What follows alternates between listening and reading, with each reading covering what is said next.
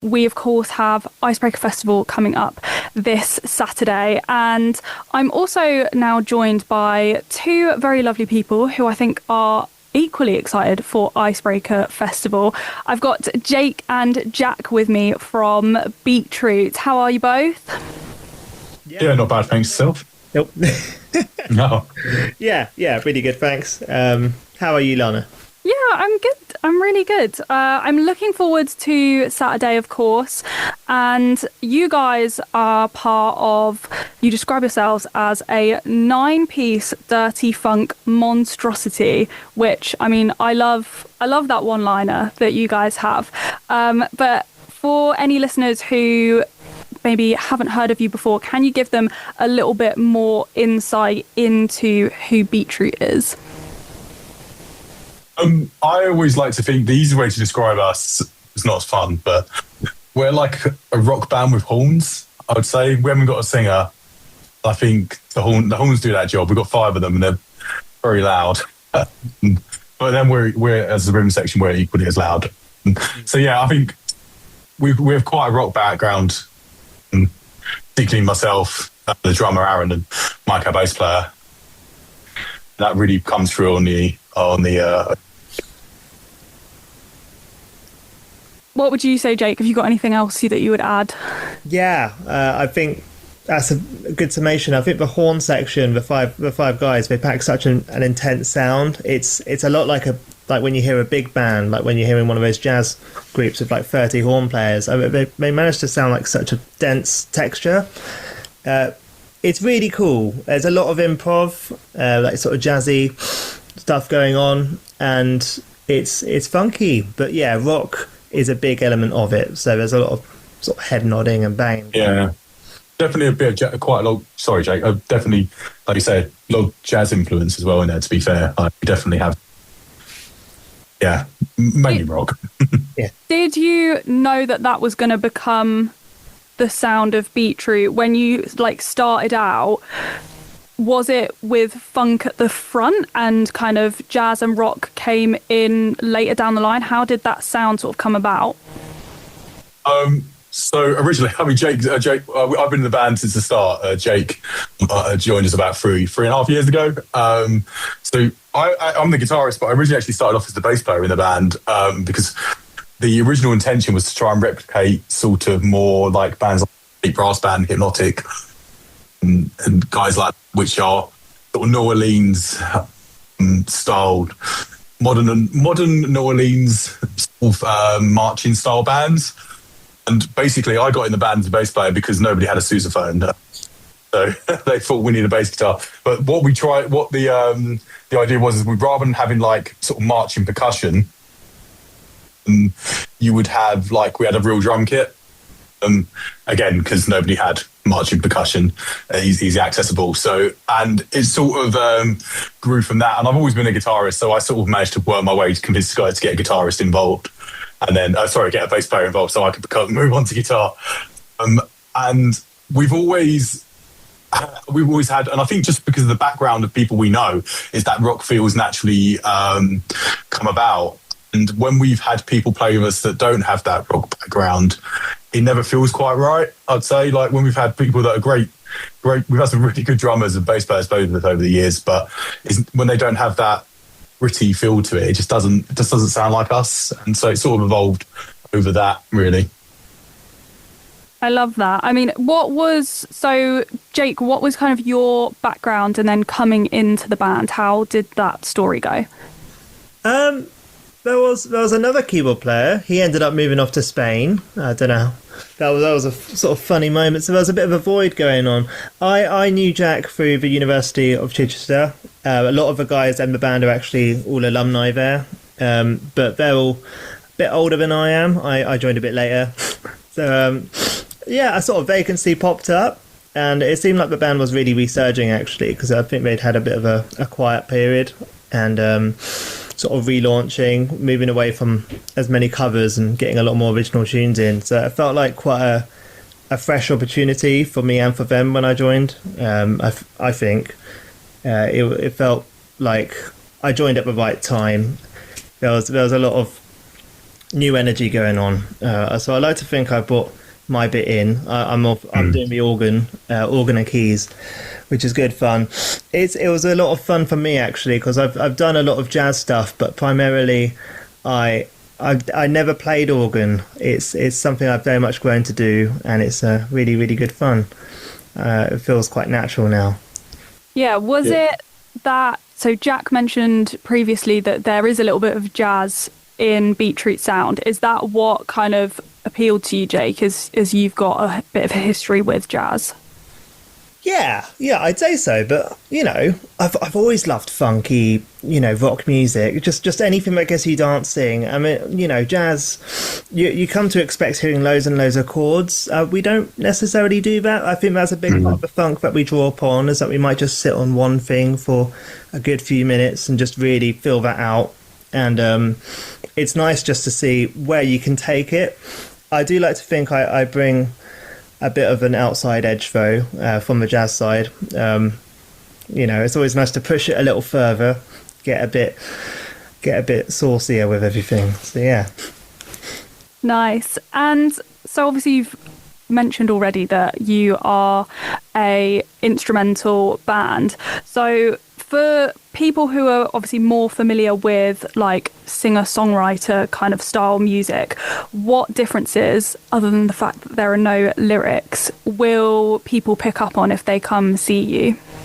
I think you see a lot of interaction because we haven't got to worry about a singer or knowing where they are on the song. We can be a bit more spontaneous about our stuff.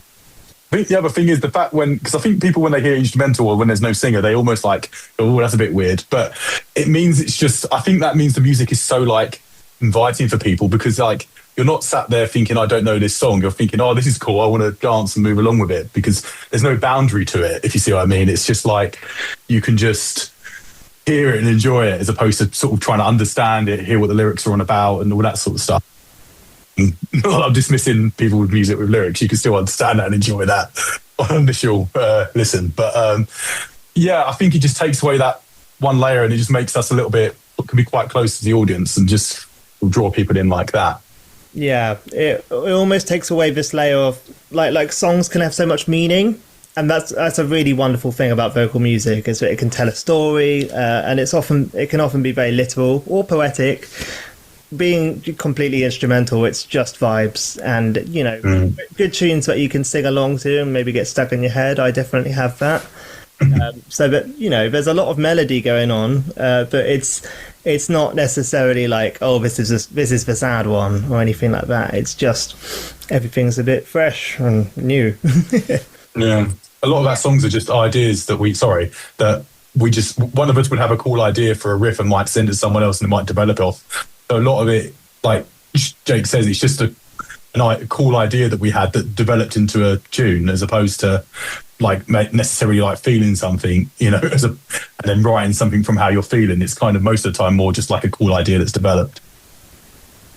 I have to ask this because I kind of always wonder, but as you have that process where it will just be like a little tune that you riff off of, do you ever have anything where you've done it and you've gone, oh, actually this sounds exactly like that song that already exists? Do you ever find that? Yes. There's one very funny story about how our baritone sax player, fantastic guy, I mean he's just at the front, but he doesn't have a record of writing many songs. I think there was one story that I was not present for where he presented an idea, a tune, which turned out to be Strictly Come Dancing, and it never really went any further than that. I think we've made fun of him for since. Yeah, he got quite angry because we all started laughing. He was like, "What? I presented this idea to you.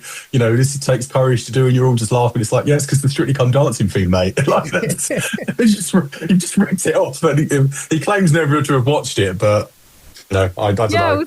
I was going to say, is he familiar with the tune? But maybe not. Yeah, I wondered if he thought we wouldn't be. Maybe that says more about us. Yeah, we're not. So, sorry, go on.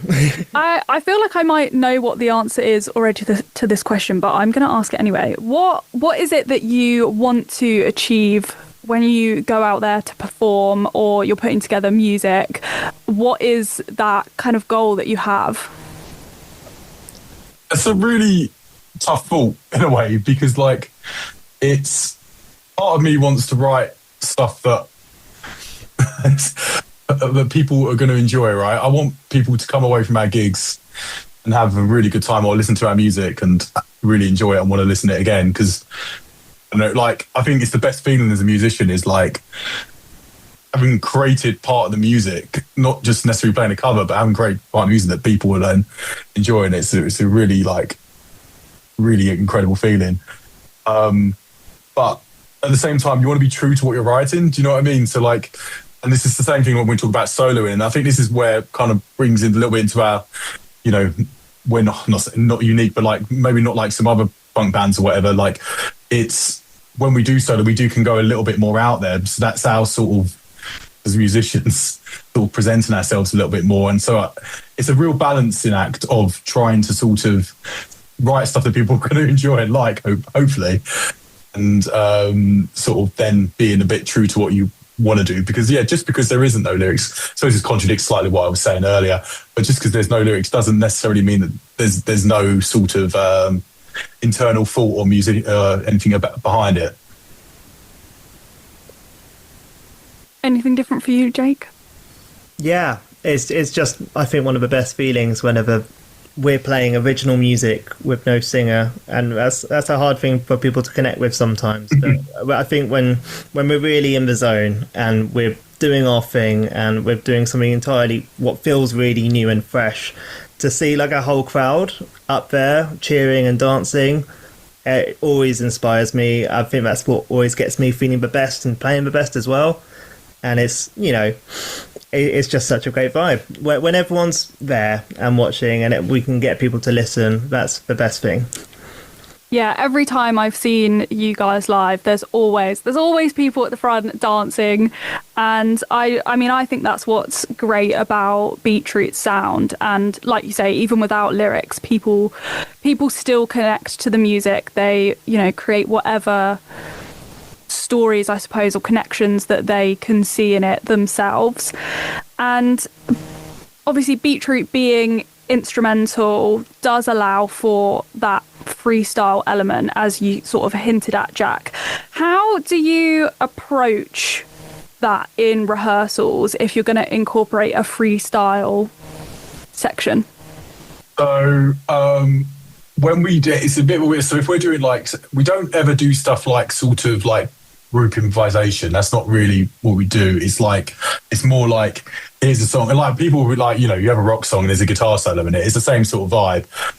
And sometimes the person who wrote the tune will be like, I want a certain solo on it. This, I feel like this needs a really big ripping organ solo, or I want a trumpet playing far too loud over this, and sometimes people try and make a bit of a claim for it because they fancy the solo. And then we do try to be slightly democratic about it and sort of even it out across the band. So it's not like one of our tenor players likes to have all the solos in the sets, doesn't he? And he likes to. I mean, at one point we were doing if we had a 12-song set, he would have 8 solos or so ridiculous in it. So we had to sort of rebalance that, which I don't think he was too happy about. Yeah, I was going to say, will he mind you saying that? Oh, well, I've said it now. Yeah. Yeah, it's a funny thing with the improv. Like Jack says, it's never quite as completely free. We always have a strong idea of what we're going to do and what we're setting out to achieve. And it's always the same ones from the same tunes. We don't tend to mix it up who's doing which solo. We like to really let that develop with one person. But it's nice to sort of let certain elements also be a bit open as well. If we're sitting on one chord for ages, me and Jack, being sort of more accompanists to the whole sound, playing the chords and things, we tend to do these sort of little expressions of freedom where we might play a chord slightly differently or change the rhythms and things. So there's quite a lot of in the moment decision making about all of it. But yeah, for the most part, as far as the improv goes, it's just for one person sort of taking the lead, and then and it comes with sorry, Jake. Comes a lot with like playing. I mean, like I say, I think we've been in the band about 3 and a bit years now. You know, so we've played together a lot. So like, I can get a feeling when he's going to do something, and I can sort of predict almost what he's going to do, and then I can sort of join in with that. You know, and it's like that's a nice feeling. And again, it's that sort of spontaneity. I think that, you know, and that element of fun that it brings, and because people can see us doing that, enjoying it. I think they sort of feed off that. Jake, did you find that quite strange at first, coming into the band a little bit later, and maybe most of the band members already kind of had that communication between them, like Jack says? Did you find that a bit different? Was that quite new for you? Yeah, it definitely took some getting used to. At the time, our previous drummer, rest in peace, he's since passed away, I'd had some history of him, so we had a lot of good interactions between each other. It sort of helped smooth it as it transitioned. But it was a bit of an adjustment, I think, of what sort of getting used to what I do when I'm doing my improvisations and getting used to what they do. I definitely sort of sat back a bit at first and just sort of really tried to get to know the sound of what we were producing, but I think it came together quickly enough. I don't think it's developed. I don't think my role in the band has changed substantially since the first year of me being in it. I think it quite quickly settled into what we do, and I think it's just all good. So I spoke to yourself, Jack, and a couple of your other band members around about this time last year for obviously Icebreaker 2025, and at the time you had recently released your single Philadelphia. So I also wanted to inquire if Beatroot have any music or plans in the works this year that you can maybe tell us about. So that's rather apt timing, because we literally were at Casemate's studio over the weekend recording a new single. So we've got that coming out hopefully at some point. So this year we plan on releasing a lot more music. We've sort of neglected that and just done a lot of gigging the last few years.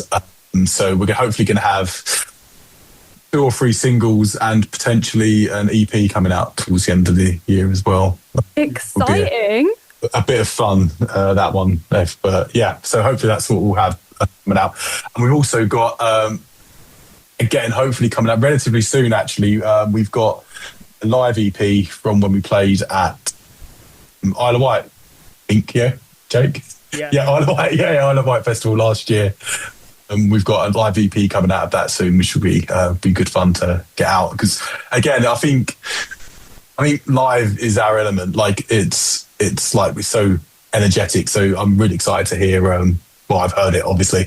I'm really excited for people to hear that side of us that maybe haven't experienced that before. That's really exciting. How has that process been? Has it been quite straightforward doing the live EP? It was quite straightforward, yeah, because we just recorded a gig and it came out quite well. So we were like, let's do it. I think the hard thing for people is that obviously, like, when you're live, you make the odd mistake that nobody noticed, but you know is there. And if you're in the studio, you just go back and fix that, right? You know, whereas you can't do that on a live recording. So it's sort of learning to embrace that sound and just, you know, and I just feel like that humanises the records a lot more. You know, like a lot of those old soul and funk records, like the 70s and 80s, had little bits in them that weren't always right, but it just adds to the charm. And I think it's just embracing that a little bit, and that's what helps give it that energy, that raw feel to it. Yeah, there's so much interaction with what we're doing, so I think it's really nice to see it actually captured in a live setting. Whereas this recording session that we've just done, watch this space as far as that's concerned. I think that's been really successful because what I think we kind of changed our approach when we went to Casemate's studio, and we actually recorded all the rhythm section, so the drums, bass, keys and guitar all at the same time, and we actually got to feed off of each other while we did it. It was so much fun. So it's really I think that's going to be really exciting. But the live EP, I mean, that's exactly what we sound like in that exact moment at the festival. So I think hopefully it's a good advert. Yeah. Yeah, most definitely. Yeah. When you were recording at Isle of Wight, did you sort of feel any extra pressure at all, knowing that that was going to become an EP? You know, that's going to be kind of frozen in time a little bit, that gig. Well, we sort of like, me and the drummer sort of took the decision to sort of record it without sort of telling people, because we sort of didn't want the pressure. We didn't want people thinking like, I can't sort of like push it a little bit, or I can't go for it because I'm worried how it's going to sound in the recording. Because ultimately, the gig was the priority. You know, this live EP that's coming out is a nice icing on the cake, but we wanted the audience there to enjoy that. You know, we didn't want to hold back. Like sometimes you kind of, I guess you end up doing a little bit in the studio recording because you're so aware everything you do is almost permanently etched. So you can sometimes get in your own head a bit, whereas we just wanted people to just play, you know. So I think the pressure was off a little bit, and I think some people were a bit shocked when we were like, oh, by the way, we recorded that. Yeah, that was a surprise to me. A nice surprise, though. Absolutely. Would you say? Yeah. Yeah, I think it went really well, and I really like how the footage has come out. I feel like I would have done okay if I'd known about it, but it's so easy to get so scrutinous of what you're doing. So it was nice to just see like, oh, okay. Yeah, I think that was probably a good tactic to keep it on the down low for everyone. So Icebreaker Festival on Saturday for you guys. What made you want to come back? Because obviously you performed there last year. What was why have you come back? We're very not likely to be asked back, to be honest. It was really we really enjoyed it. We're playing One Eyed Dog, and we played that last year. And I'm pretty certain last year we opened the stage, or if not, we played quite early on. So to ask to come back and play like a lot later was it's quite a cool feeling. And I couldn't believe it at like 3:00 or whatever it was. I probably could look it up, and it was rammed, the venue, and everyone enjoyed it. So hopefully be like that there when we play this Saturday. It's really nice to be part of a festival where there's so much other great music going on as well. And I'm going to be checking them out. Yeah, they're great. It's just nice to be a part of something bigger and, you know, contribute what we can. Yeah, most definitely. I mean, you're headlining the One Eyed Dog this year, which is really exciting. How have you felt about that? Pretty chuffed, to be honest, because like I say, we didn't. I don't know if we were going to apply. I can't remember if we did apply or not, but they emailed us asking us if we'd like to do it and like headline the stage show. It was pretty cool feeling because, like, you know, we played the year before, but it was the first time we did it. So hopefully it means we made a good impression. It's quite nice, and it was a cool space. It was a cool venue, and like Jake says, there's lots of great bands. There's I think we played with Common Tongue. I think they're playing the Deco. I think I was going to try to check them out. So they're cool. There's loads of great bands on, so it's really cool to be part of that. And you know, it's just a cool festival. Yeah, I mean, I'm looking forward to it. I caught some of your gig last year, and like you say, it was just like the room was just up boogieing, and I'm sure it'll be the same for you this year as well. So I think I do have the details here. You're playing One Eyed Dog at 8:45 p.m. on Saturday at Icebreaker Festival.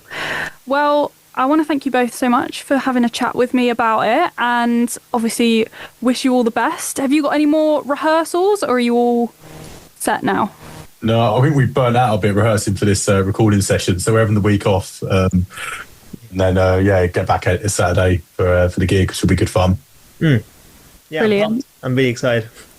Yeah. Great. I'll definitely come by and catch some. I don't know if I'll make the whole gig, but definitely some portion. Well, thank you so much for chatting with me, and best of luck for Saturday. Yes, thank you. Thank you for having us.